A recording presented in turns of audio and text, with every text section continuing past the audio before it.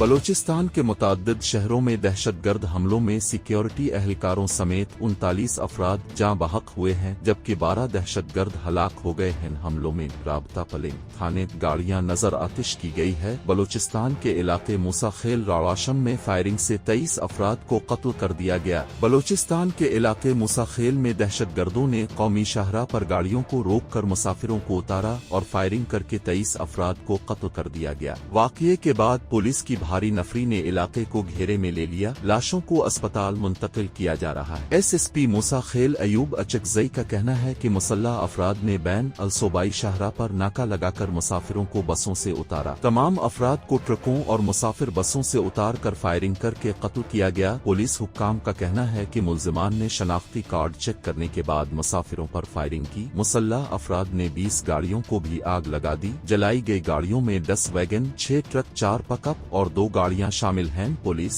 Levies موقع پر پہنچی اور واقعے کی مزید تحقیقات کا آغاز بھی کر دیا گیا ہے۔ بلوچستان کے ضلع صوبی کے علاقے کولپور سے 6 افراد کی لاشیں ملے۔ اسسٹنٹ کمشنر کا کہنا ہے کہ صوبی کے علاقے کولپور کے پہاڑیوں سے انتظامیہ کو 6 لاشیں ملی ہیں۔ مقتولین کو فائرنگ کر کے قتل کیا گیا۔ لاشیں سول اسپتال منتقل کی جا رہی ہیں۔ لاشوں کی شناخت اب تک نہیں ہوئی۔ پولیس کے مطابق 2 لاش تباہ شدہ برج کے ملبے تلے دبی ہوئی ہیں جبکہ 4 افراد کی لاشیں قومی شاہراہ سے کولپور کے مقام پر ملے۔ بلوچستان کے ضلع قلات میں مسلح دہشت گردوں کی فائرنگ سے پولیس اور لیویز اہلکاروں سمیت 10 افراد جاں بحق ہو گئے۔ ایس پی قلات دوستین دشتی کے مطابق فائرنگ سے پولیس کا سب انسپکٹر، 4 لیویز اہلکار اور 5 شہری جاں بحق ہوئے۔ بلوچستان کے ضلع مستونگ کی تحصیل کھڈ کوچا کے قریب واقع لیویز تھانے پر مسلح افراد نے حملہ کیا ہے۔ لیویز ذرائع کے مطابق سیکیورٹی فورسز نے آپریشن کر کے تھانے پر سے مسلح افراد کا قبضہ ختم کر الف لیا جبکہ ملزمان فرار ہو گئے۔ مسلح افراد نے تھانے میں موجود متعدد گاڑیاں، موٹر سائیکلیں اور ریکارڈ جلا دیا۔ انہوں نے بتایا کہ فائرنگ کے بعد ملزمان فرار ہو گئے۔ علاقہ کلیئر کرانے کا سلسلہ جاری ہے۔